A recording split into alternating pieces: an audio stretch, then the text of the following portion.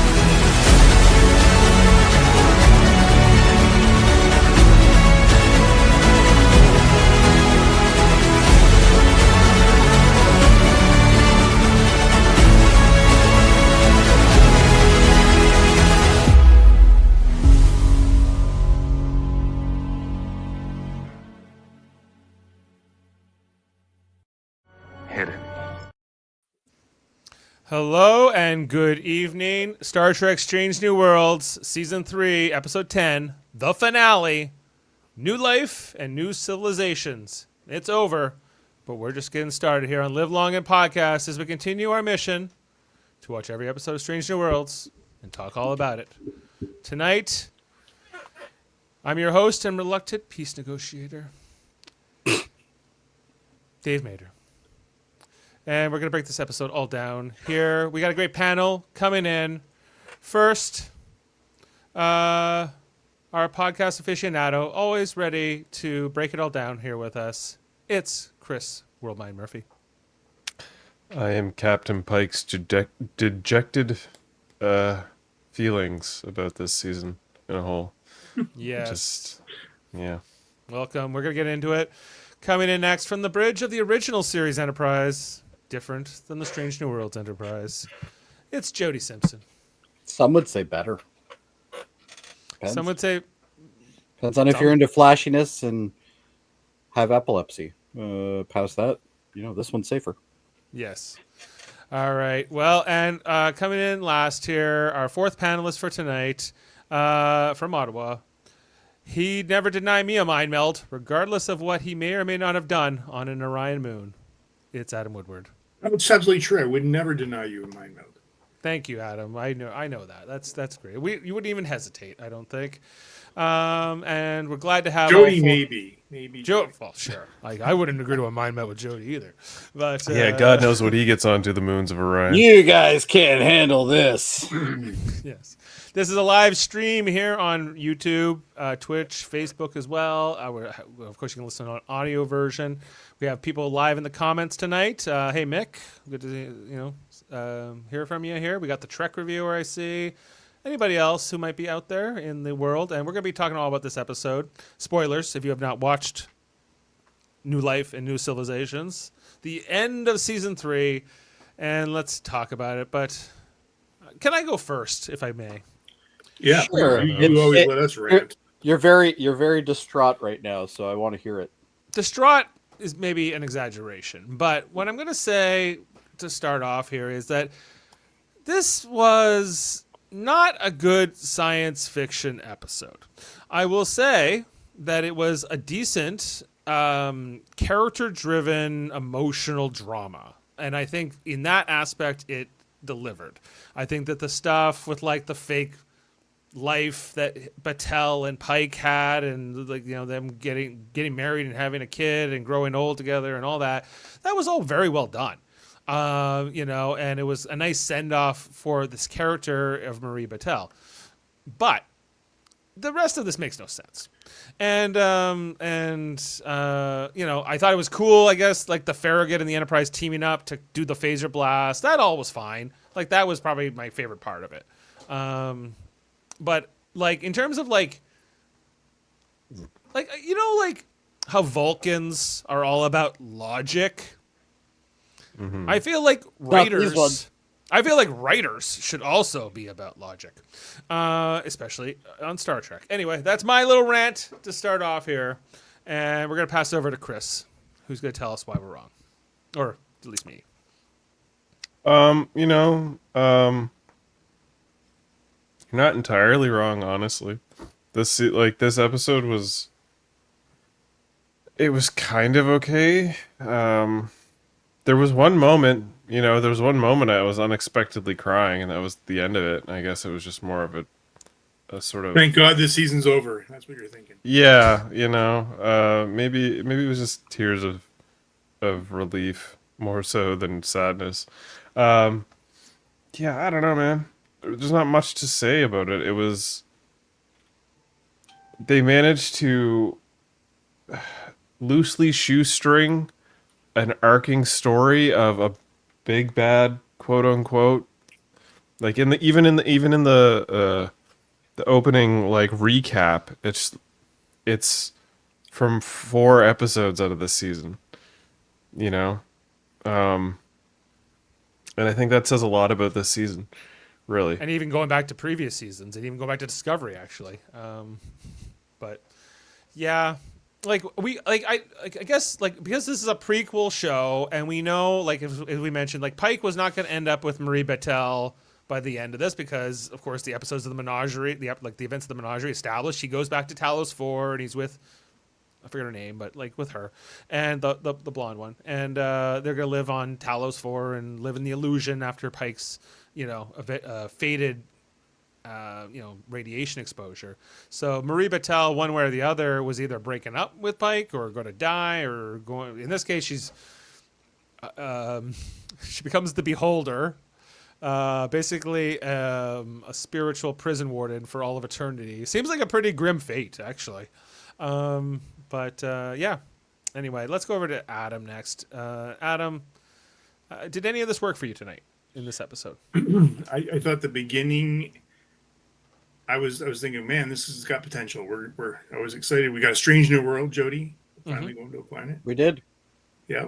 There was good banter. There was some jokes. It was fun, and then it started to drag. And I'm gonna say, to me, this is a mediocre. Okay, wait. It doesn't even feel like a finale. By the way, it feels like a mid-season episode. But anyway, like I think I could probably say there's probably been 3 episodes. I don't want to see my scores at the end, but 3 episodes that I really liked.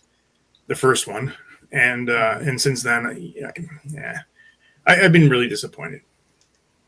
Okay, yeah, I'm with you, Jody. Maybe you're the dissenter here. You're going to tell us this was great. I am not. Okay.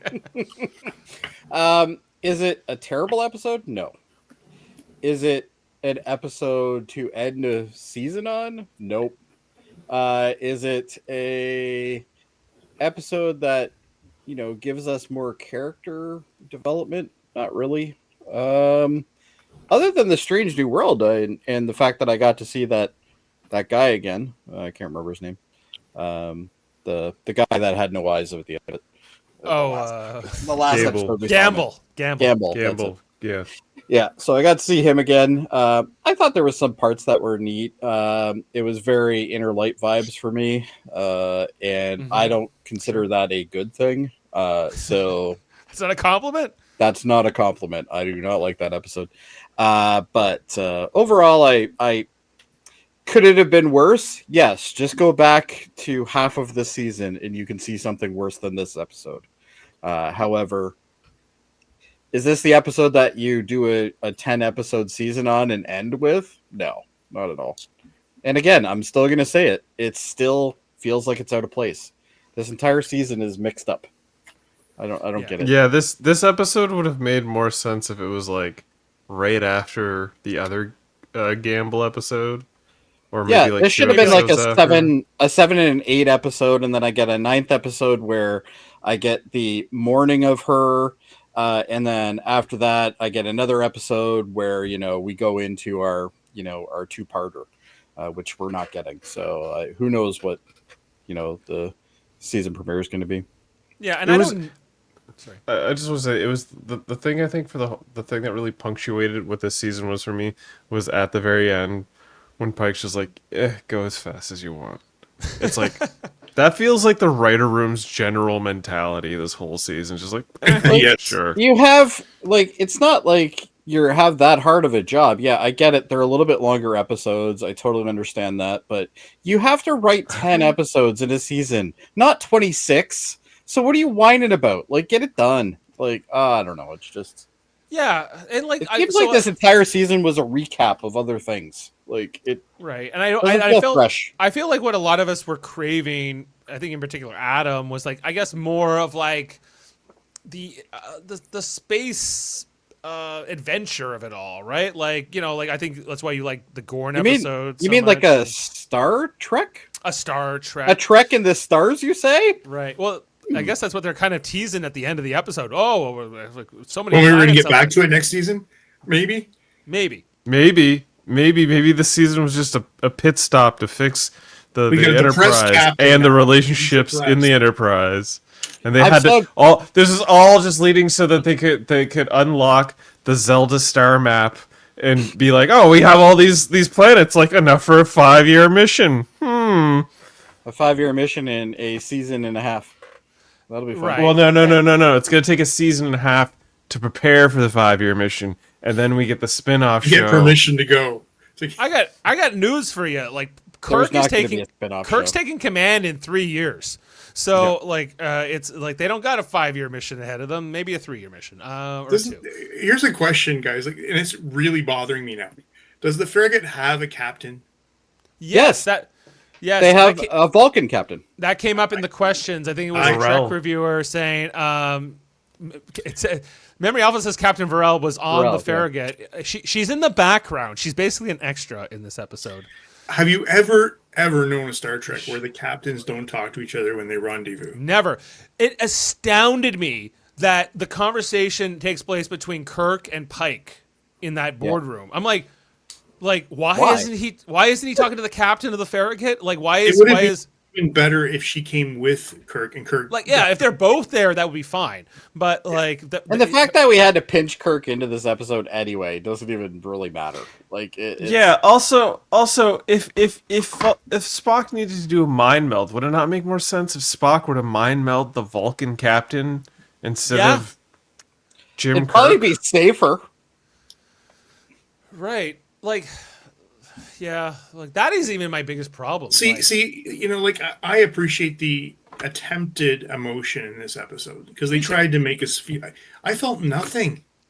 I felt like- something. Oh, I can't say I didn't feel anything. It was at the very end when Pike's sitting there with the drink in his hand and they're playing that song and they're going through, and it's just I don't know what it was. I don't know what it was about. I had It to hit pick up his apron, Chris, and put it on. Right. I Well, think- I feel like the actors, like, and like, from a performance standpoint, they really bring it. I feel like if this was like a generic, I guess, like TV drama show, like I would say, oh man, that was pretty well done, right? Like, and I think that in that aspect it was. But there's just things that don't make sense in this episode. And you know Okay. what? Here's another little thing. I looked it up here. They did not use the Montgomery tartan. How hard would that have been? Did they not? I didn't pick up No. on that. No, here's number one. Okay, Pike and Battelle and what's his name, and Benga, right? They all end up going through that portal and they end up on the other planet that's light years away, right? Yep. They're all surprised when they go through the portal and they end up on that planet. None of them know like where it's gonna go, right? I thought they were all after- talking, and that's where it's going. if you can, they don't know. They don't know They where don't it's know. going. They don't know where it's going. So then they go through the portal. They defeat the bad guy here at the end, right? And then it's just Pike and Benga in that room, right? A, how do they get out? Because we saw that getting out required like a DNA scan. B, even if they were able to get out, nobody knows they're there. So how do they get rescued? That's Patel. a great question. Yeah, Patel. I also Let's just Yeah. go with Super Patel. Super Patel. Unless Like- the only explanation is like, well, we can't find the captain, so and everyone else, so maybe we should just go. Like that's like the first planet we'll go to and try to find them. But Well, I mean, they like. I believe the rest of the crew was aware of the fact that there was the whole like they have to cap, the evil well of doom and all its demons with Batel's magic cork, you know. So they probably would have deduced that if he's not on this planet, maybe he's at the other one that we were, doing with. yeah, Manuel's saying that I guess Sean and Tom over at Trek Culture said that this episode felt more like a Doctor Who episode. I would agree. Yeah. Even a Star Wars. Even the ending was very much. Yeah, like like in terms of them explaining what the aliens are, what their goals are, this network of things, like, and all of that, I was just like, what is going on? What's happening? And then Batel trying to explain to me, well, I got the Gorn DNA, and since these creatures are evil, going back that very long time ago, every species has like this built into them.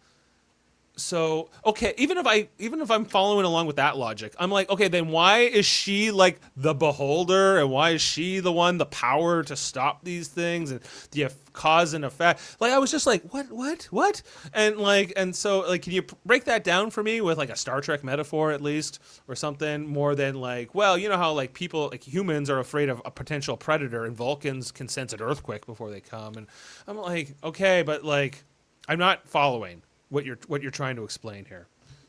And one more thing, I'm tired of Palea. Too really much of a ham. I hear what you're laying down. Didn't like that line. Okay, so. Well, she's been around a long time. She picked up some expressions.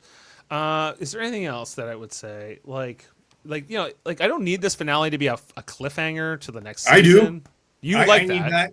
I want Yeah. it. I would Well, like Adam needs- that. It doesn't have to be, but I would like it. I would Uh, like to have some grand adventure as the last one. This didn't even feel like an adventure. Like this felt when like you okay, just like take a look at the last, like the cliffhanger from season 2 to season 3.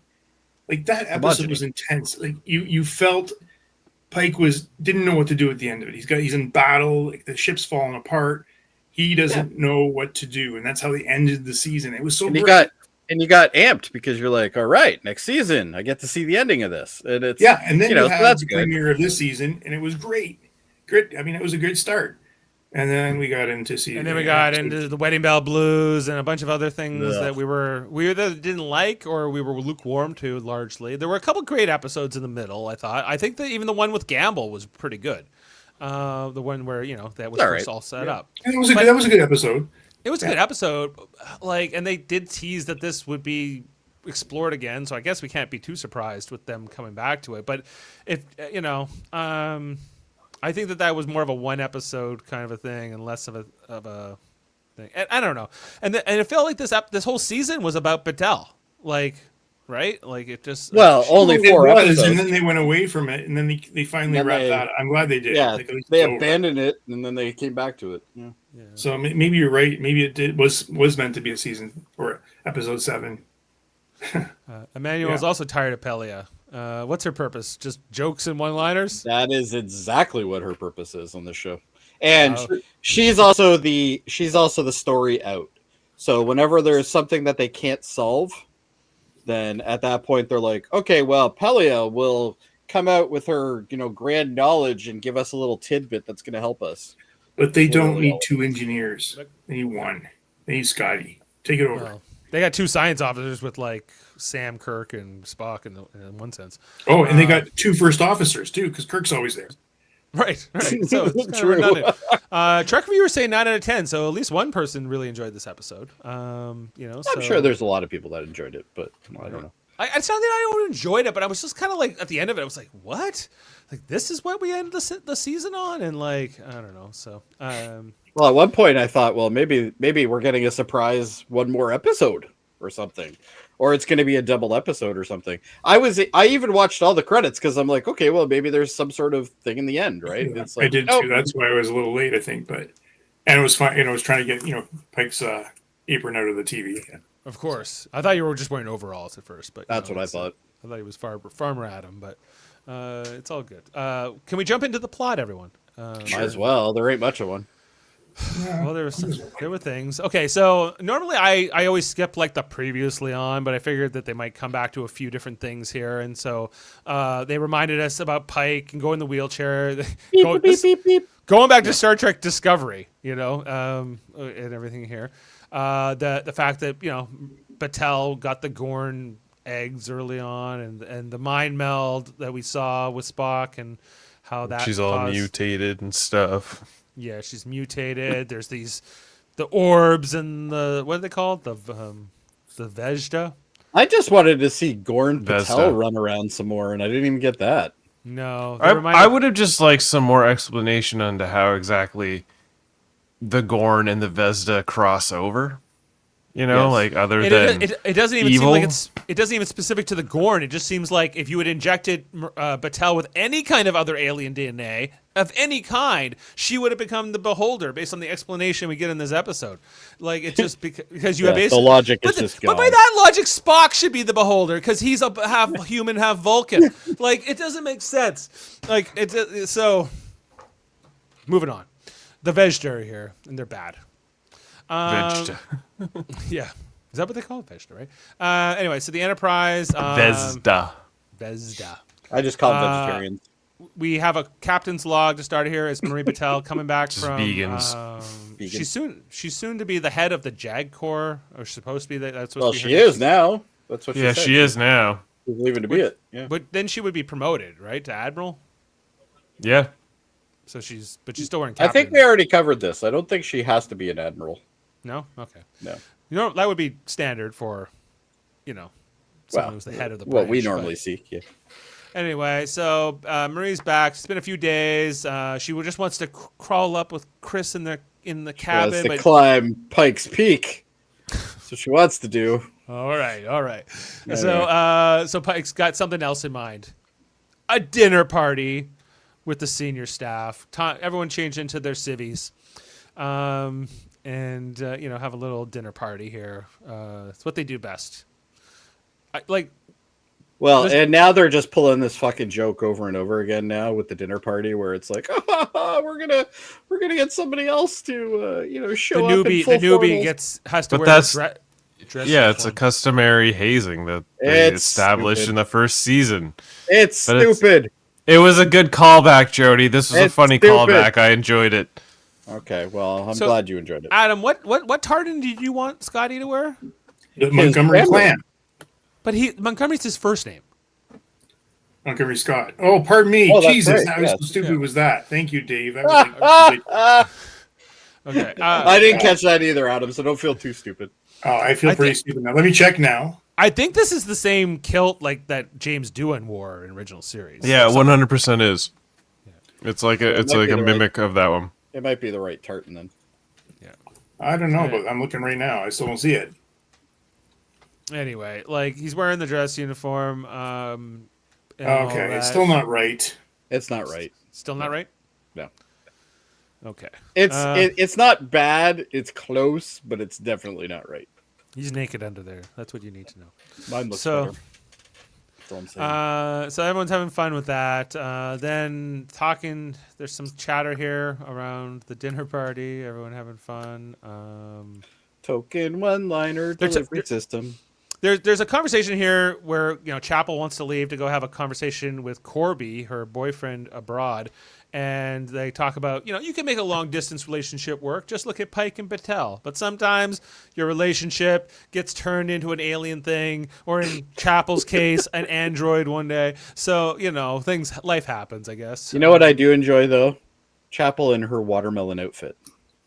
It was a really nice looking enjoyed dress. Yeah. To be fair, I enjoyed it. Jess Bush looks good in everything. Yeah, it's hard to make her look bad. Let's be honest. Yeah, she's pretty good. Even looking. when they color her hair and put her in, Strange New World clothes, she still looked pretty good. All right, she looks good in everything. She looks good when she puts on the wig later on in the episode, and it's got a whole other vibe to her. So anyway, so there was some talk about the Vegeta. Then we go to the planet that Corby's on, which was as close to a strange new world as we really got here. Which I thought I believe this is the world of The Sims, if I'm not the mistaken. Sims. It looked cool. Like, So you remember they had the diamonds over their heads? yeah, that's right. Yeah, I hadn't thought of that. So I think like just from a visual effects, this looked great. Like I thought like, the planet looked was well like crafted from a set design, and like, the aliens all looked interesting and cool.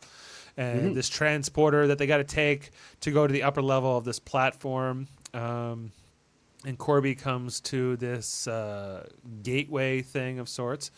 So he's checking that out. Meanwhile, back on the Enterprise, we got Montgomery Scott here checking out the medical transporter in sickbay along with Dr. Mbenga and Chapel.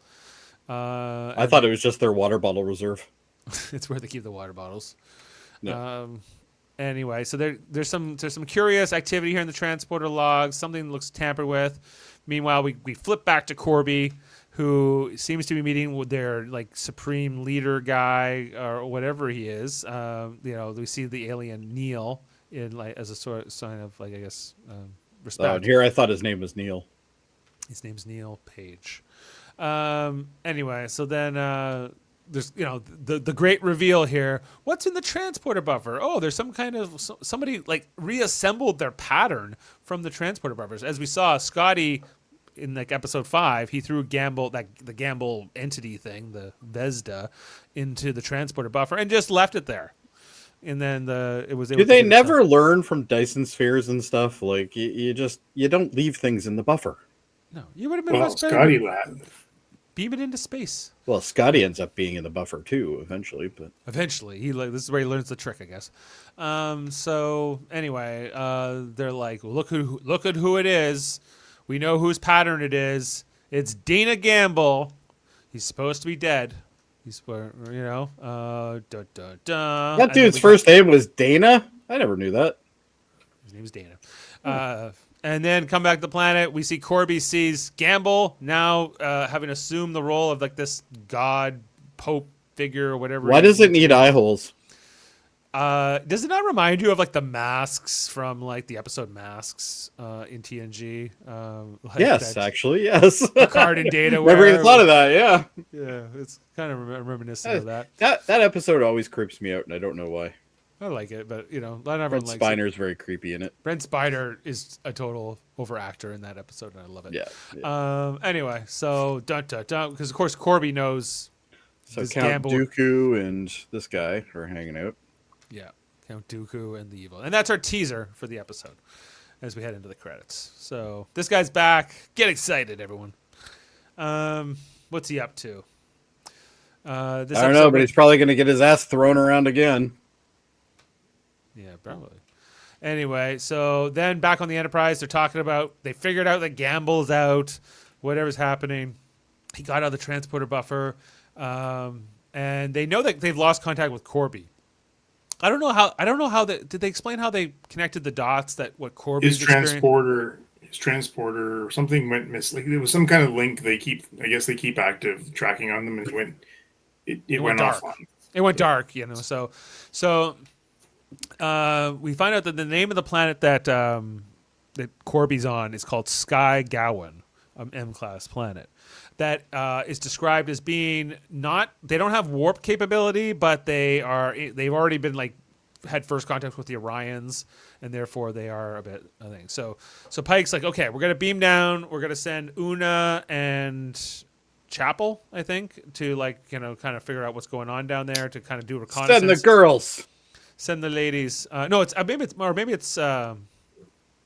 it's Lon and number one. But anyway, they also say, well, They're all there. But and Bega's like, no, I have to go too. I have that connection with Gamble. Like, this is my thing. So you got to let me go on this mission, right? And Pike's like, I was going to tell you didn't have to go on the mission, but okay, sure. If you want to go, you can go. Anyway, so they're planning for that. The Enterprise goes to the planet. While they're on their way there, Pike checks in with his lady friend, Captain Patel, who's down boxing up a storm in the gym. And this conversation goes on for a while, where they're talking about what her premonitions are around the Vesda, what could be next in all this. What's this idea of fate and destiny. She's feeling that, and no one should get that more than Pike, because Pike, of course, is fated to have that accident in the future. So I don't know. Like, that's about it, really. That's all I can really remember from this conversation, but that they're kind of saying there's something more. And then, like, oh, she made him shave the beard. Oh, yeah, it's calling back to, like, the first episode, season 1, where, we were first introduced to her, and she said, don't worry about destiny, just go live your life. And that's what he's kind of trying to tell her here, too. Anyway, then on the planet, Sky Gowan, we got Una and the boarding party, or the away team, Benga, Chapel, and Lon there, all in their disguises, checking out the market. Chapel felt the need to wear a wig. I thought. Oh, Uhura's there too. Uhura's there. Oh yeah, I guess Uhura's there too. Well, they need Uhura there. But is Chapel's wig part of the disguise? I think it's supposed to be. Where is she? Well, she's on She's the Sky. one in the middle. She's this one. Oh my God! Yeah, okay, there she is. Adam didn't even recognize her. That's how good the disguise was. There you go. I was looking at Lon. I got to tell you. Oh, yeah. Well, anyway, so then they're looking at the guards here, how they're going to get past the guards. Lon has these ideas on how to get past, but ultimately, Mbenga and Una have a better idea. They're going to just walk up like drunkies and distract the guards. Okay. And then who comes up behind? La'an, who apparently has learned the Vulcan nerve pinch. Both hands. How to do it with both hands. This okay. I can actually just see like his like veins in his head pulsing. I like that scene. This scene was funny. It was good. Like, do you remember when Data does it in Unification, and it's Yes. kind of implied that like a Vulcan with their incredible mental discipline and their ability to be very precise, and only like an android could match that, right? Is kind of what's implied in that episode. But no, apparently you can learn it during sexy time. You can learn how to do a Vulcan nerve pinch from like your partner. Well, Lon is very disciplined. Yeah, and she's very precise. But she's still human. But is she though? Isn't she like a Sung? Isn't Maybe she you a just descendant of a superhuman? Maybe, She's like- guys, you're Yeah. analyzing this way too much. Maybe it's just better orgasms. All right, like, come on. Well, we see Chapel is very upset by this. Like, I asked Spock to teach me the nerve pinch when we were together, and and now he teaches you. Oh, now we know why she's not with him. So anyway, the technique and everything else. And she's Anyway. like, What they oh, he's say, really two good in at the- it. I could buy Khan being able to do this, but not her. Like, she's not as much of an augment. Anyway, so moving on. They decide they're going to go through the portal. They don't know where it goes. So who's got the balls to do it? It's Una. She's going first. Luckily, this doesn't end up being a disintegrator thing. So they're all like, okay, I guess we got to follow her up. Meanwhile, we saw it earlier that Pike assigned engineering and science to work together. So Scotty and Pelia and Sam Kirk and Spock, which I liked. This was maybe another favorite part. I was like, okay, problem solving, the departments working together, their individual skills culminating. This was another good scene, but it's bad because the explanations on these aliens and what they are stupid. But I like the idea of this scene in the sense of like bringing these teams together. I just don't like quite what they explained to me. Like, look how far like they're talking about going here between these junctions. Like we're talking several sectors. It's a bus. It's a bus. Did you see? Well, actually, Emmanuel and the Trek reviewers' comments are quite funny. What's that? What are they saying? I'll bring them up. Okay, Emmanuel's saying, look, I didn't hate the episode, and I have 30 years, and I have for 30 years just went along with almost all Star Trek illogical technobabble. But this episode and 4.5 Vulcans broke that for me. And I'm with you. Like, it's like I don't hate the episode either, but like there's a couple of like sins here that I'm just like, I can't get over. I think they missed the opportunity to say Carol Kane's character is the Zimka character from Taxi. Okay, before you say they can't, Paramount owns the rights from both. I guess they could. But they did manage in the earlier scene with the captain's dinner, where she slipped it in. She's like, "Oh, I have some tales to tell you about this time traveling doctor."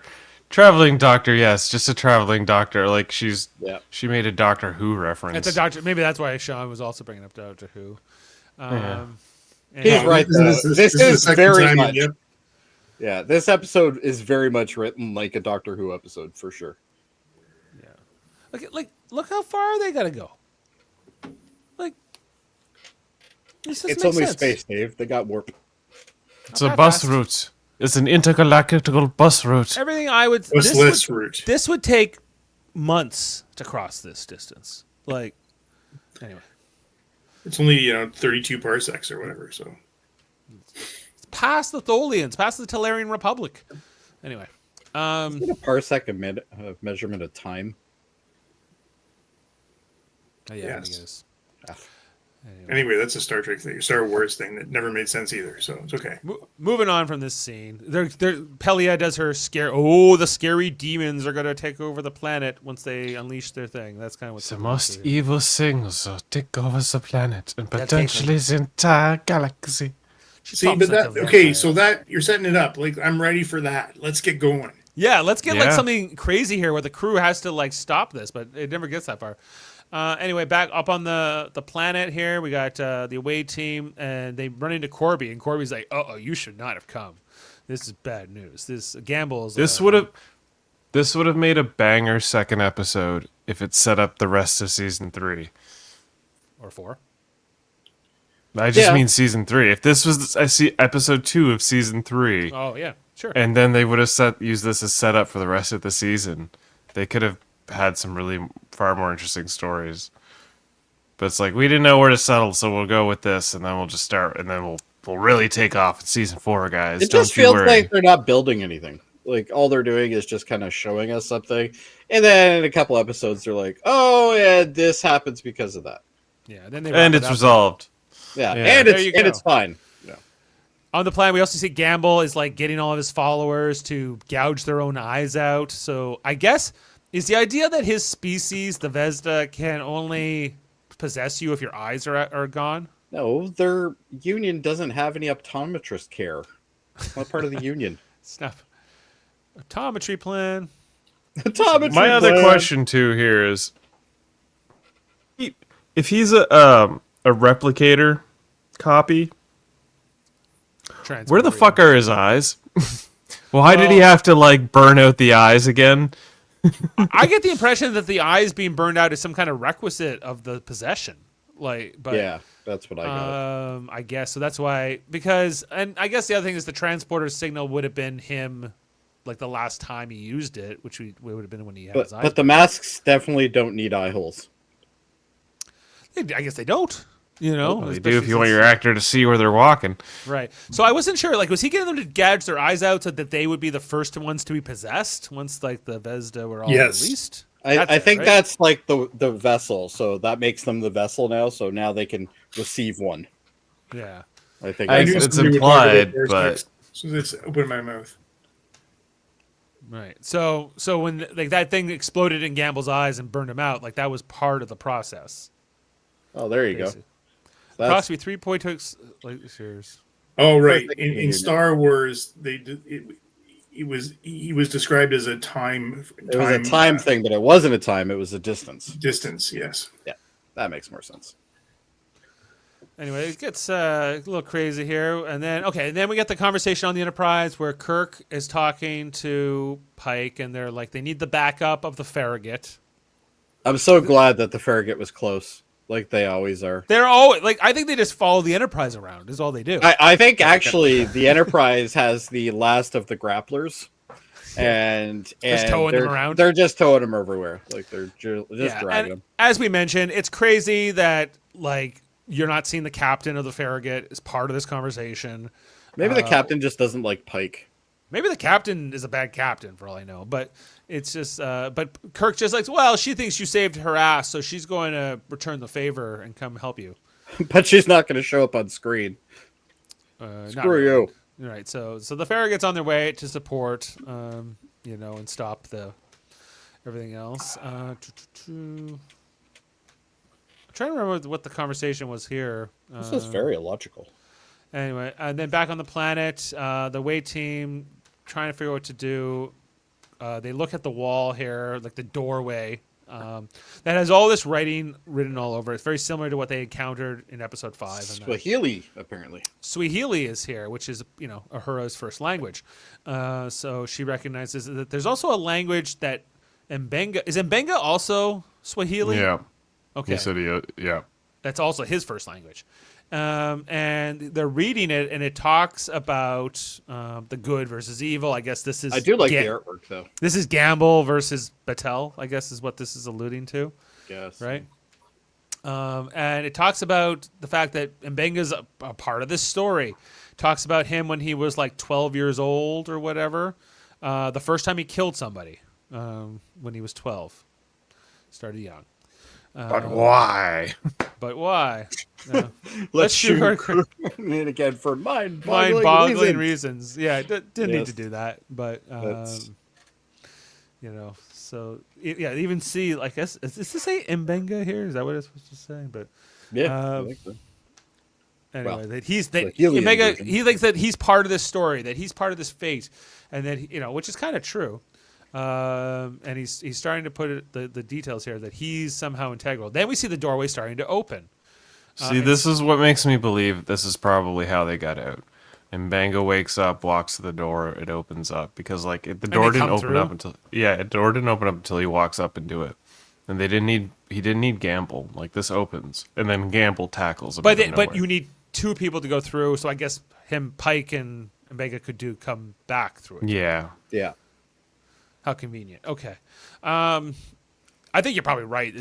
But the writers are asking us to connect those dots off screen while they do other things. The writers have asked a lot of me this season, and I'm getting a little tired of them. Right. While Menga's getting scanned, he's thinking about walking through the door, and Una's like, "No, you're not allowed to go through." She gives him an order, but she's only a lieutenant commander, and he's a commander, so I don't know. She is the first officer though, so she definitely does have the authority. Who's hanging out nearby? Gamble, just listening to their conversation, right by, and so she's trying to order him down. Turns out he couldn't have walked through the door, I guess, by himself anyway. But then we see Gamble shows up and he blasts them with his space magic, and not enough to kill them, just enough to knock them down because he just a Palpatine push, Just a little Palpatine push. And they're like, the best thing about this episode is we get to reuse the sets again. Basically, yes. Back to the old VR set, guys. But where was the quarry in Dundas? That's what we really... They didn't have to, because they didn't have to get to the opening. They were already inside. Yeah, exactly. So Gamble and Mbenga are now gone. The door closes, and inside the cave of that planet, which I forget the name of, they're back here, right? And we see those two dead bodies that were there previously, so we know we're in the same chamber, I guess. The Dundas Quarry planet. I would have liked to see Mbenga do a John McClane. He's like, "Oh man, not this shit again," or something like that. I'm too old for this shit. So maybe Danny Glover. Okay, so I get so. Gamble needed Mbenga to get through the door, but it's not just about Mbenga, it's about the entire Enterprise crew. Is that what's explained here? Well, I think he's trying to seek vengeance as well, isn't he? He wants to release. Make any sense either. Really. He wants to release all the other Vesda and all the prisoned people, right? Or prisoned being things, whatever they're. Yeah, we see then him attack the statue thing that's here in the room, and then back on the Enterprise, we see Battelle affected on it, right? She's got a splitting headache. Not fun. Anyway, so and we're halfway through the episode, and they already gave us the ending. And her hands are glowing, and she's got Gary Mitchell eyes. And she's got some those serious aren't powers. Betty Davis eyes, that's for sure. I think this. Okay, I did like this little concept of how they gave her intergalactic super Q eyes, and it's and the way they animated them and stuff. How, in the following scene, That looked pretty good. Yeah. I thought it was a cool. It looks concept. good. It Yeah. looks good. Yeah, the visual isn't my problem here. Yeah, no, the visuals are all fine. Yeah. As the we see here back on the Enterprise, like, well, Mbenga went Except- through the portal, and we don't know what to do, and they're telling Pike all about this. Except But- the only tragedy that they did give us while they were on the planet was that we didn't get to see enough of Lon, Yeah, exactly. because she looked beautiful in that outfit. Yeah, and then Pike gets called away to sick bay. There's an emergency with Battelle. Something's up with her eyes, but she says, "I can see fine. There's no problem." But she's So- not looked in. Now's when you're like, maybe she isn't marriage material. No. Glowing eyes. This is a problem. I can see the stars in your eyes, Marie. Yeah, see, this wouldn't turn me off any. I'd be like, this is cool. I could look at your ass forever. Yeah. So in the course of this scene, as we see Batelle's eyes things start to fade a little, as Chapel is doing this analysis. Yeah, the budget for the season was running out. They couldn't keep it all episode. Yeah, and she figures, I don't even know how they connected the dots of that this was related. This is just left field right here. How did they know that why would the statue even come up? Like, it doesn't, like, maybe I need to watch this episode twice or three No, times. you don't. You do not. Just I don't maybe think so. just give it. No, you're right. This does come out of left field. She's like, wait, no, how is this possible? And So it's like, why were you even checking? She's I think, if anything, she was probably getting this reading, and then she was trying to cross-reference it, and the computer's like, oh, yeah, there's this reading in this old file that you found from earlier. yeah, I guess. Maybe. And she goes, "That's not possible. That's not possible. What is it? What is it?" Well, it's not that like you're connected to the statue. You are the statue. The statue I barely remembered from episode 5, but yes, it seems to be like Marie is going to become that. And then there's this whole weird time thing with effect before cause, and they're calling back to that and everything else. So Timey-wimey, wibbly-wobbly. timey-wimey, yeah. It's Honestly, I think I would be super impressed if this led to her becoming like the next Doctor Who. And that's how they tie in Doctor Who and Star Trek. I'm pretty sure that ain't happening. They've done it in comic books, the Doctor Who and Star Trek. They have, yeah. But anyway, back on the planet, Gamble, who can't kill Mbenga because he needs Mbenga to open the door again. Is that Yes. why? Yeah, okay. So, so he's He waiting. won't for be that. able to. He can't leave this realm. Yeah. So unless Mbenga's he like, can "What if I do it." just kill myself?" So Mbenga tries to cut his own throat, which hey, credit to him. Like at least there was some logic to that. I'm not sure I would have went straight to that, but it's Yeah. But logical, I but guess. then as he's attacking, as Gamble tries to stop Mbenga gets his face scanned, and he's somehow able to get the jump here on Gamble, this powerful entity, and throw him into like the door, and then lock him inside. Which Judo. with judo moves. That's He's only got space judo, Morty. He was at the siege of Jagal, for Christ's sake. Oh man. Anyway, so then we hear like I guess like does the entity leave Gamble's body and then starts like screaming and pounded on the door or something and Well, you see, Yeah, it later. they don't explain any of that. It's just don't like they explain get that. back to it. And so the his- door eventually does reopen. You see like the entity has to kind of repossess Gamble. Yeah. Anyway, but now Mbenga's trapped. He's trapped in this room. He doesn't know what to do. Now we get this whole exposition scene down in engineering where they're trying to figure out how is Marie the statue? What does this mean? We get all the technobabble explanation here, which is one of the worst I've ever gotten. Okay, like this scene and the explanation of how she's the statue and how she's meant to and how she even got these powers didn't work for me. So I'm just gonna put that out there. Like it was, but from an emotional point of view, it's fine. Like this acceptance that she is going to have to sacrifice herself to stop this. Like this is her destiny, and like from a character driven standpoint, that's all good. Like I think that all works, and like Pike trying to wrestle with that and the emotion of it, like duty over personal interest and sacrifice and what you want.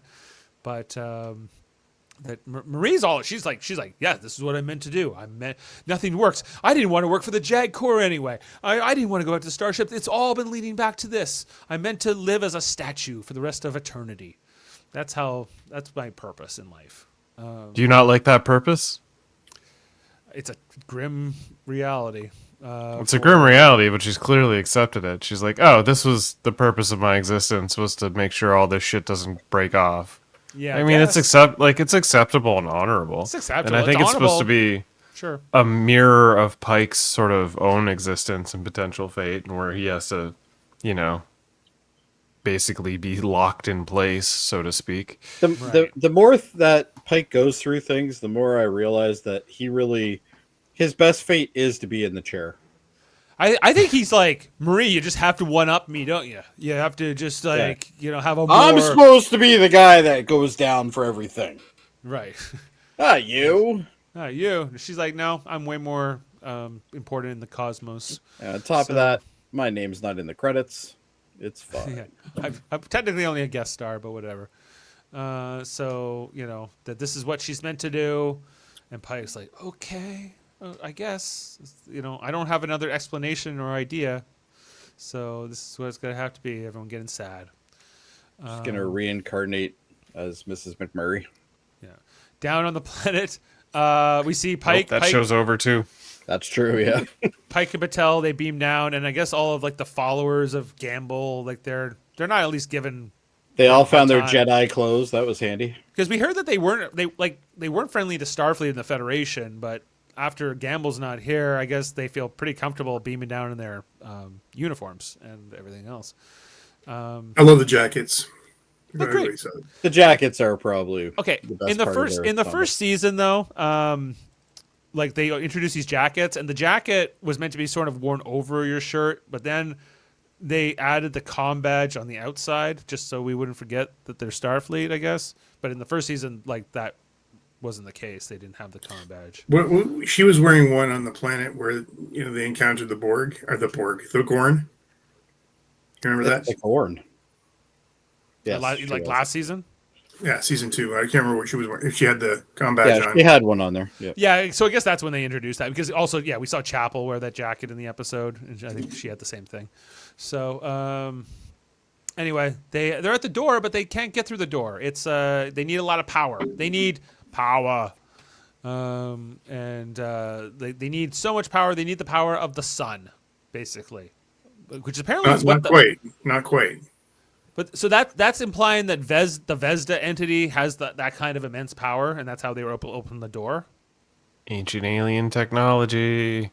But it's always better than the current stuff. But they weren't powerful enough to destroy Una and the rest of them when it blasted them. Nope. You mean it's not. Well, because he's okay.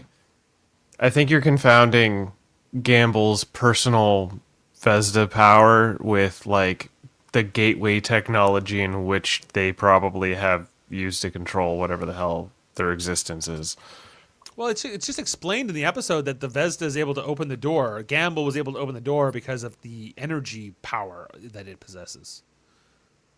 I don't know if that's entirely true because he was never able to open the door. Mbenga was the one that opened the door. Well, he needed Mbenga to go through it, but not open it. No, he needed Mbenga to open the door. It scanned Mbenga's face, and then the door opened. And then opened. But they don't have that option because Mbenga's not here. So I'm still trying to figure this episode out. Okay. Yeah, they don't have that option because Mbenga's inside the space tunnel or whatever. The fact that we have to explain this just goes to show you how terrible some of the writing is. Anyway, I think that makes sense. Okay, so therefore, they need a lot of power to open the door. But one starship can't do it. They're going to need... Good thing we set up there's going to be 2 here. The Farragut is coming. But it's going to have to be precise. Very precise. No margin for error. So precise, we're going to need a mind meld. Why don't you just get the computers to do it? It feels like that would be easier than trying to do it with people. I don't know if they had automated ships at this point in time. But they have computers. Do they have computers that talk back to them and Yeah. Not as sophisticated as Majel Barrett's version. But at any point in time in the TOS series, did they ever have the ship just self-automate and fly on its own? I think so. Yeah, yeah, they did when the when the the Kelvins took over. They put it on autopilot, and there was a few times that we saw that the ship can be autopiloted. Like you can synchronize the navigation systems of the two ships easier than you think you could synchronize two pilots. I would imagine. Okay. Then I will say that the point in time in which the ship was an autopilot in the TOS is after this point in time, and maybe they just didn't have autopilot. So argumentative. Look, they needed to- I'm not argumentative. I'm just giving are. reasons. They needed to connect Kirk and Spock, and this is the way they did it. And it's all horseshit. I mean, honestly, this It's all episode. horseshit. I love it. It's all horseshit. Yeah, like why not mind meld with? Why mind meld specifically with Kirk? Why not with your next best pilot or your best pilot, which is Erica? Or there's got to be an Erica on the Farragut. Right. You could mind. Well, meld I don't with- think that's the case because the Farragut's more or less just like a cleanup crew. And I think the reason why the captain on the Farragut wasn't around is because they're still recovering from their injuries No, from she's the there. previous episode. She's there behind Paul Wesley when they're mind melded. But she's tired. She's there other right things here. to do, Adam. Wait, no, wait a minute. He mind melded with Spock. Mind melded with Kirk here at the table. She's behind Kirk at this table. Like When he's no, on later the on when they're helm on the piloting. ship. I'll show you when we get there. Oh, right, okay. No, you do see her, but she's in the background. Anyway, it takes him a little bit of convincing to get Kirk to agree to this, but eventually he's fine. Let's do it. And he's like, "Hey, don't judge me for anything you see inside my head about any of my adventures." And this was fine. So they do their little mind meld. Now we saw that Spock would mind meld Kirk a bunch of times in original series. So I guess this is where Brain. What is brain? Kirk got pretty comfortable. Well, I think of Spectre of the Gun, for instance. Yes. And those kinds of examples. Anyway, so then now we got Una in command. We got Spock at the helm on the Enterprise. What's Emmanuel saying? It was so funny watching Sean on Trek Culture when Spock and Kirk mind melded. He wasn't a fan. So that's how mind melds work now. I can definitely see Sean saying that. Like, again, I to Chris's point earlier, it feels like the Vulcan captain of the other ship would be a more natural choice, because the telepathy would be more reinforced. Yeah, I can like understand Enterprise- him being in the scene, but Like the show Enterprise really emphasizes like the extent in which it takes for Vulcans to do mind melds and stuff. Like it's so controversial that like their society shuns it until they don't. Well, that was more the anymore. case in the time of T'Pol in Enterprise, but less so in this time period. Yeah, but that's what I'm saying. That's like it's this time period and that aren't too far off. It's what maybe 80 but even years. in the original series, 100 years. Well, they mentioned how there were problems if you messed up the 110. mind meld and stuff like that. Yeah. anyway, So mind melds are generally meant to be tricky and whatnot, and in this they're just kind of like, well, Spock can just do it, pull it out of his pocket. for Trek reviewer, here's your captain Right there. behind Kirk. She's there, Can we get an enhance? That's the Enterprise. Oh, there Enhance. she is. right here. Enhance. There she is. This is the Farragut's captain. Yeah. Anyway, so they're in sync here. They gotta both fire their phasers at the exact same target at the exact same time. They start spinning around and doing maneuvers and synchronized together. Okay, there's your captain again. Which Pelia gets all excited about. They're moving together. And So then doing it. They're doing it. doing it. Una says, It's working. It's working. don't get too excited here. Stay on focus. She's like, I'm focused. Anyway, so does it make the most logical sense? No. Does it work okay? Sure. It was fun. It was Was fun. it a cool visual? Yeah. Yeah. Right? It was fun. Target locked. And these two, the split screen of it all. It was okay. I didn't like the split screen thing, but But I would have liked if they went in the atmosphere and shot like right in front of that temple. yeah, you like more impactful you want to see the visual. ship in this scene. Yeah. Yeah, it would be You like want. in the atmosphere. If I would Pike and Patel, I would have stood to the side until this phaser fire was over. He has so much confidence in his staff that he doesn't have to worry about that, Dave. Yeah, but it's all good. It's fine. Yeah. It's like shooting an apple off a head, you know, Dave? Like, And more realistically, he already knows he's ending up in the chair, so it doesn't. So he's got plot armor. It means he can always he can take as many risks as he wants. He's like, yeah, try zapping me with that damn laser. Nothing will Good work. try. Even if I blow myself out in airlock, I will You die. can't kill me until later. I'm immortal. Anyway, He's immortal, but he still feels pain. he still feels pain. Anyway, so they hold hands and they walk through the portal, which has now been opened, and they went into the abyss. And this also marks where the episode just kind of goes meh. Well, yeah, now we're in the chamber here with the beholder, which I guess is Marie. She's all turned into a weird crystal tree thing. And then, you know, It looks neat, though. and Benga is like, "Hey, guy," or they're like, "Hey, Benga, how's it going?" He's like, "Run, we have to go." Like, it's about to escape. So I guess this was pretty good timing on their part, because as they come through, Gamble is able to blast himself out of the door that Mbenga locked him in earlier, and he emerges. We see him being like repossessing. Okay, Gamble's now body. this is the continuity type of nonsense that didn't make sense. Like, you know, Mbenga threw his corporeal body through the door, but now his body's just standing there to be re-inhabited because that was sitting behind something temporal. Yeah, exactly, because reasons. Like, what? Yeah. Why? What's going on? So- what is this? His brain, like the Gamble body, is brain dead, right? Yeah. This isn't Gamble, though. This is a This is a copy. So it's just like a husk. But technically, every time you go through a transporter, you're just emerging as a copy on the other side. True. Yes, I guess, yeah. so this is very much like Raiders Lost Ark. You know, don't look at the Ark. Don't look. Marion, cover your eyes. I looked. Anyway, so we get the confrontation here between Gamble and Patel, who he has a lot of he starts attacking her in statue form, which is affecting her here, and blah blah blah, and then he attacks Pike, which does hurt him. You know, he can feel pain, can't die, I guess. Look at the plot armor. But then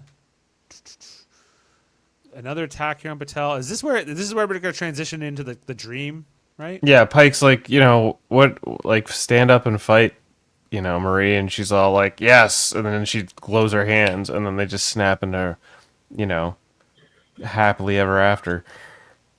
No So flute. now Flute we've blowing. got Next Generation episode where, you know, Picard lives a lifetime. Yeah. Right, Inner which is light. the inner light, which Jody was alluding to. And I guess that's kind of With what a we little- get here. No flute. As her hands start glowing, she starts getting ready to fight the Vesda thing. But- Combat. But then all of a sudden, we're in this we're back in Pike's house in Montana, right? And we're now it seems like This would have meant a hell of a lot more to me if I got to see this way earlier in the season, so then that way I could actually feel something for this. I thought that this whole sequence was nice, you know, and I guess I was kind of like, okay, because they're like, they got in this reality, they get married, and I guess this is like what. This is supposed to be post-battle with Gamble. She's already Right. beat Gamble, right? Yeah, she's already beat Gamble. They're both like sort of moved on and whatnot, and they're engaged and they're starting the like happily ever after. Except they both know that he's gonna end up in a chair and all this stuff. And you get all these weird little transitions where, you know, she's handing him a thing, and then you hear this little What knock does that on the say? fucking door. You keep hearing knocks on the Chef door. Pike. It Chef says Pike. Chef Pike. Yeah. Oh, he loves it. He loves that shirt. Yeah. It's like an apron. It's an apron. Well, it's an apron. Yeah. That's like the Oh. gift they're getting for their first wedding anniversary. They're already That's why I married. looked at the apron at the end. Yeah. Yeah. And we keep hearing knocks on the door. Who could that be? Yeah, it's all the time, right? Like, I think all this like stuff was shot well. We see they got a dog, a puppy, in this reality. That, you know, grows, and If then they there's- had her flash in and out with this through the episode instead of all in one chunk, I think it actually would have worked better because there would have been more of a build up to who's at the door, basically. right. Yeah. We see that in this reality they have a kid too. Like, she's about probably 4 years old at this point, or 3 And a years golden old. retriever. Golden retriever. The puppy grew up, and we see Pike in his admiral's uniform. Technically he's a fleet captain at this point, but he's he thinks that this is the day he's going to have to go on his fateful mission to the ship, and it's going to get the radiation poisoning, and he's going to come back an invalid, and this can't be helped. Then there will be beeps. Lots of beeps. There will be beeps. Beep or beep beep will be my only words after this. But she comforts him and can't be. Who's at the door? Who's at the door? Then the transition. And Pike, he went on the mission and nothing happened to him. He's fine. He survived. He didn't end up in the wheelchair. Okay, I'm gonna say, I think all of this would have played better if they drip fed all this throughout the season. Like we Yes. just got these little random Just scenes random of these two. scenes would be really cool. Like, yeah, very like have Better her Call have Saul her or flash or Breaking Bad. something. Yeah, have Yeah. her flash, show the scene, have her come back. That's it. Or not even like lead to that. Just like straight, just like you start cold open episode with one of these scenes, or you cold end an episode with one of these scenes. No explanation. You just continues your episode as normal, but you Then keep it'll getting make more these little sense at drip the end, feeds. yeah. And then by the point we get to this, you can expand on these little drip fed scenes and see a little more, and you get more of like the knocking, and you start to come to the realization. And you don't reveal that Marie Battelle is the statue until the very, very end moment. Like, Yeah. I think that's the Yeah. big problem with this episode is they revealed the fact that You she's already the know how it's statue. gonna end. They explained it Yeah. all in a not great, not very satisfying way to go into it. And then like we get all this, which I think is fine. Like we see the shooting star, which keeps coming back as an imagery thing throughout this dream sequence, and like even afterwards. And Manny was saying, "Okay, I'm going to sound heartless. I didn't care at all about Pike and Patel's fantasy. I don't care about Patel." I was like, "Okay, sure, fair enough." I'm not totally against that statement either. Like it's then like in the next sequence of this dream, it's years later. Pike is he's always cooking. Right? I do like his hair now, though.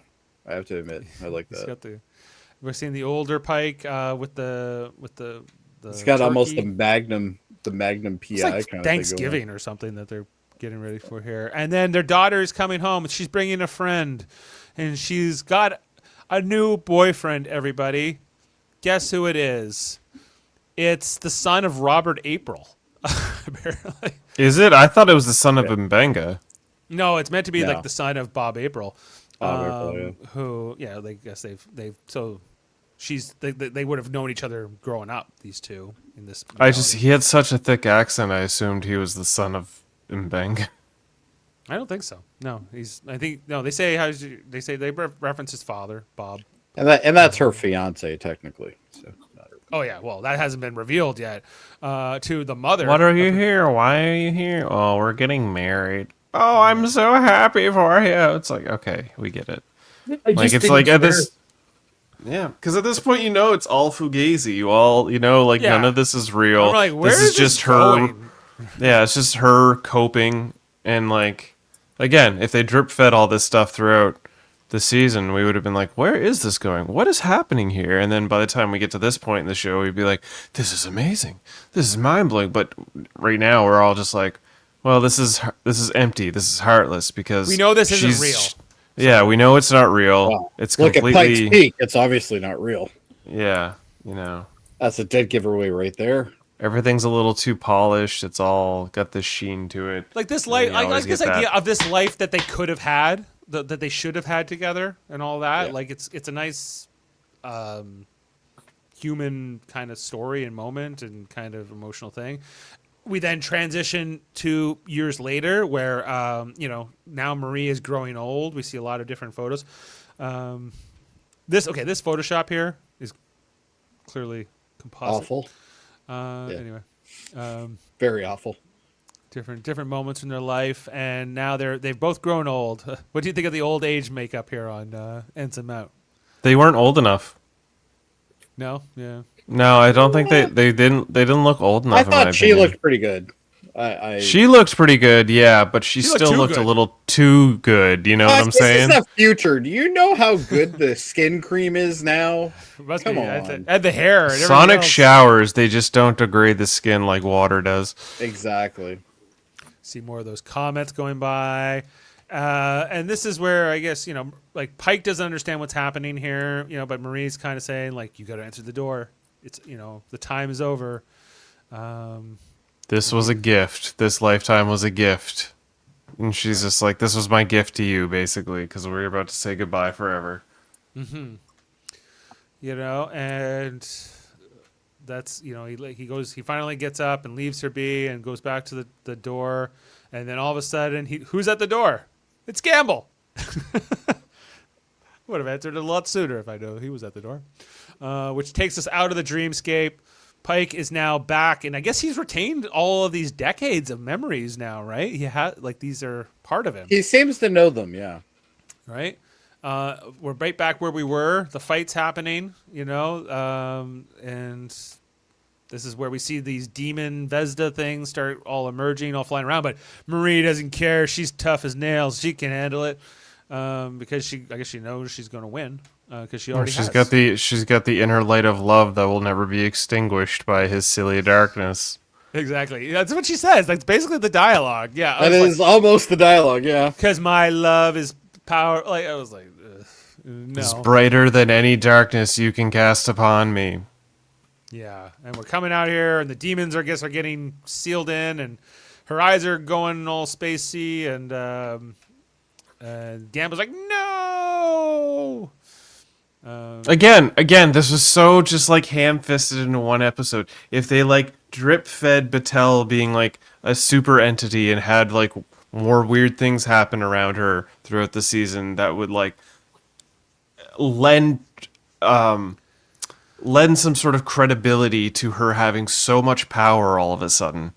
Yeah. And because she gets it so quickly, there's no weight to it. The part that it falls apart for me is like, I think you could have done this with her without having to tie it back to the Gorn thing. I don't think that didn't need to be connected. It didn't play a part of it at all. There was no to me, play it in. felt like they were originally going to do the Gorn thing.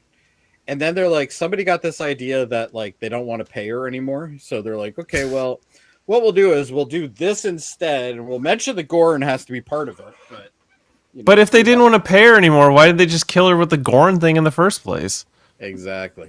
It's so No, I think it's more that like they knew they needed to write her out of the show by the end of the season, and they wanted to tie it back to where they had left her off at the end of season 2. But to me, like I don't think they didn't need to be connected. Like you could have cured her of the Gorn thing, and then something else could have happened. A story where she turns on Pike. She's hunting him throughout the ship. Eventually, he has to kill her. There you go. That's what I've already made you cry just with that description. You just want her acting like a lizard lady around the ship? Yeah. Right. She already had this like super Gorn power thing going on. Why not? Right. Which I guess gives her glowing powers. And I'm still unclear of what her powers are, but she's turning into the statue forever. Here she goes. And now she's frozen in there. It's like the warden of the eternal space prison. And then all of a sudden, Pike is left alone. And Mbenga's on the ground, out for the count still. Pike's like, I can't get a chick to stay with me for my life. Well, just wait till you get to Talos 4. Anyway, we then head back to, I guess, I'm accepting Chris's explanation that Mbenga woke up, he used his face to open the door, and then Pike and Mbenga walked through and came Meanwhile, everybody's safe. Everybody's safe. We see the scene here with Corby and Chapel, which I didn't care about. I don't care about this relationship at all. Well, I think that's what the scene was for, is just to sort of write this relationship off so we don't have to ham-fistingly visit it again next season. Like, we already know he's a doomed character. So, like, I don't know. It's kind of like, it's hard to get invested in him at all. Well, that's basically what Jaemeel said, right? Like, he's like, this fantasy has a prequel problem. I already know the fate of Battelle. Or the fate of Battelle and Pike and Corby, right? Yeah, and Corby too. Yeah. So I'm more interested. What happens with Erica? What happens with Lon or Pelia? Because these are characters we don't know where they're going to end up. Una as well. Yes. So that's they're in some ways more interesting to me than these characters that are already. You know what I established. want? I want an episode of Sam Kirk. Give me a Sam Kirk episode, and he has to do something with Jim. If we're gonna get Jim in there, give me Sam and Jim flying for a good vomit. 40 minutes. Well, he's another Doom character. We know how he dies too, right? So Yeah, but he doesn't die until way later, so that's fine. he dies. He gets by the flying vomit things kill him. Yes. Yeah, but that's in like season 1 of That's in TOS, season 1 or right? 2 of Yeah. original. So it's only like 5 years or 4 years.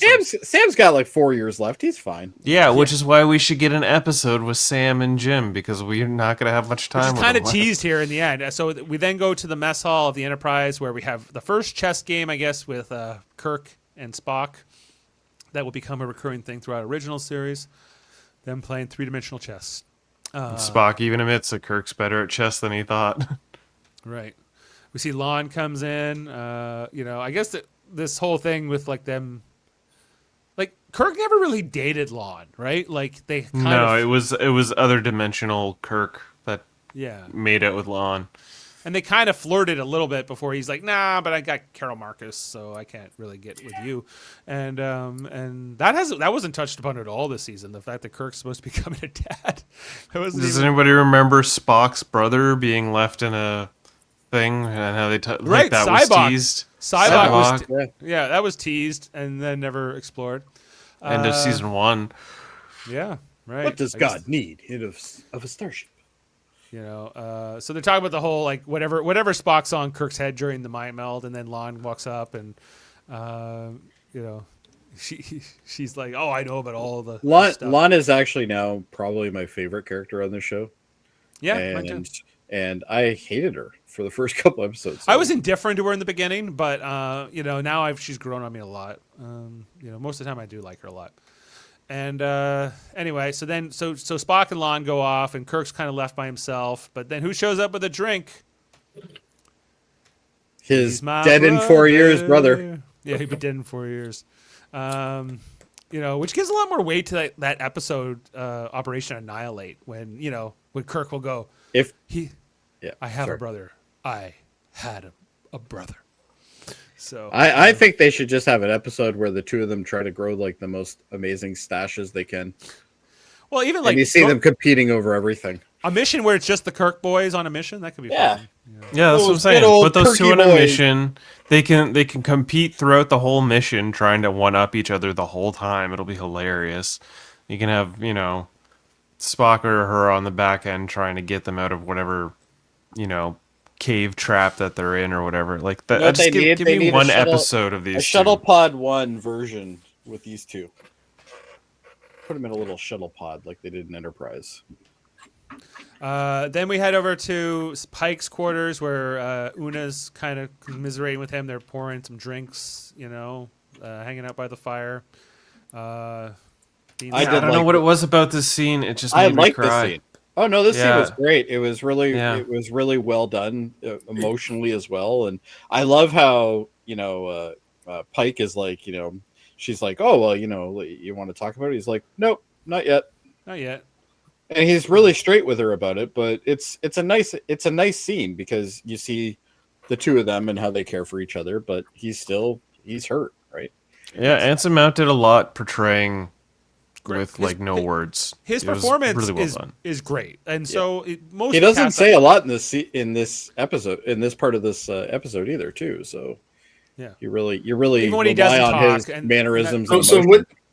Yeah, and what they also did in this episode, I think they really got beyond the fact that he was trying to hide the relationship from his crew, because he was very demonstrative. Yeah, because originally he was Very- he was like very cagey hiding her about it, yeah. basically. Yeah. Right. And now Yeah, it was even- like, and she was as much a part of that family as anybody, right?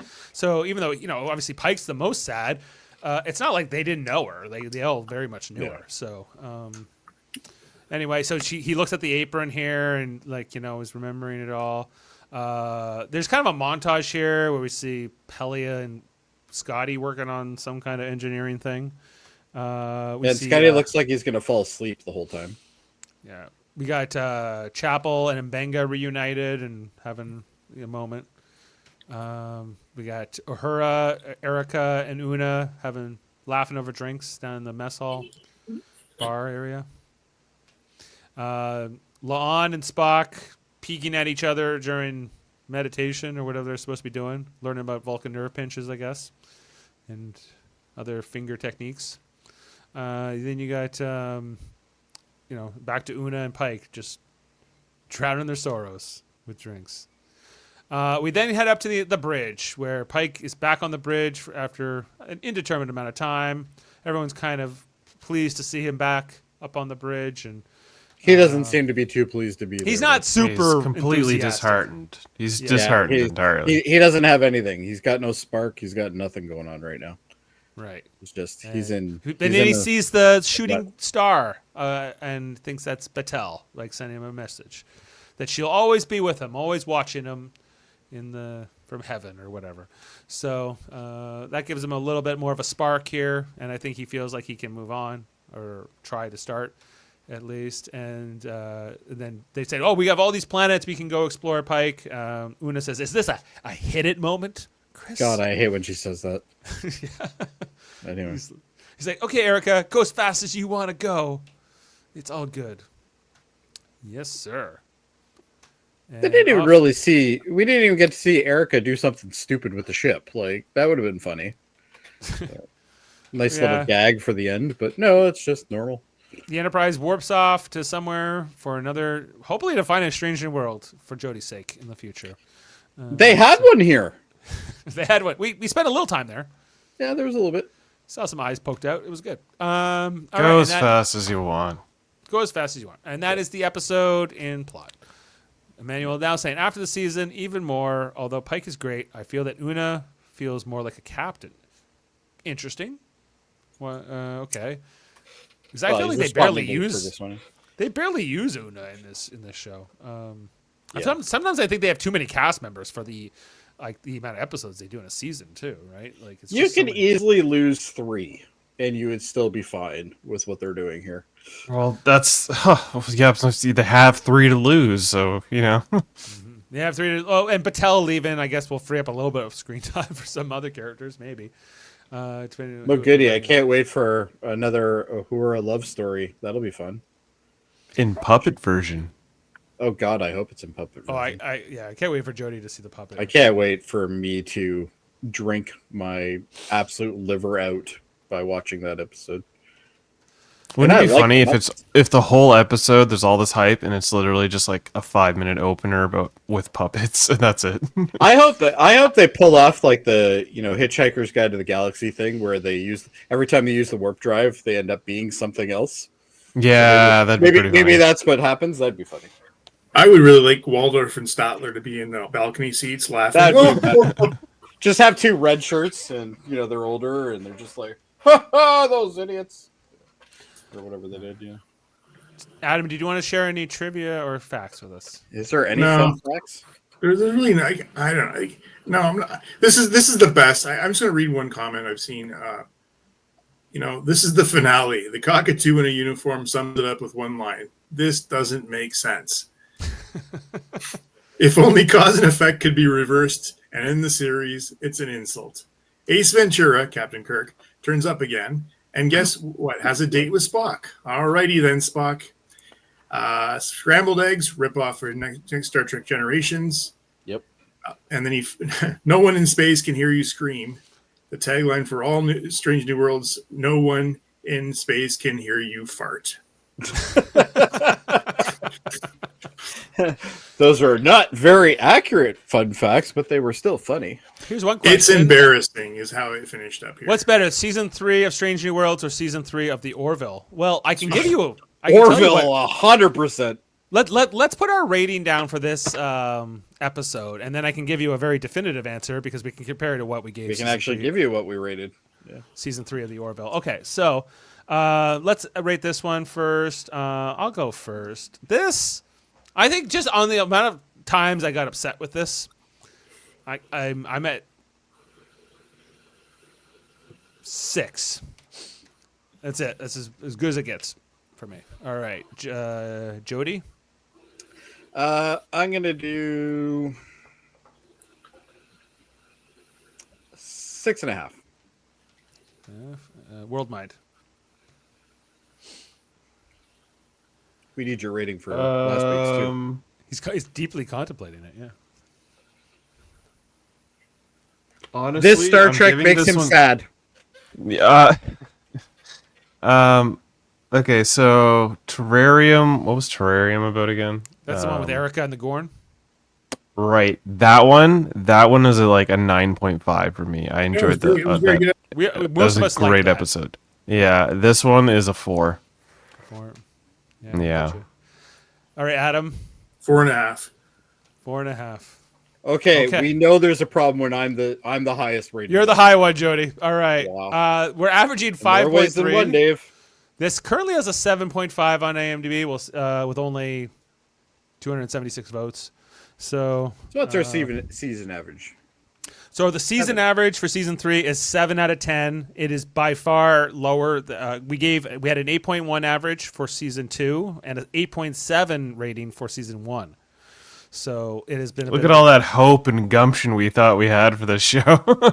You know Yeah, what? That Dave, I hope we do a summary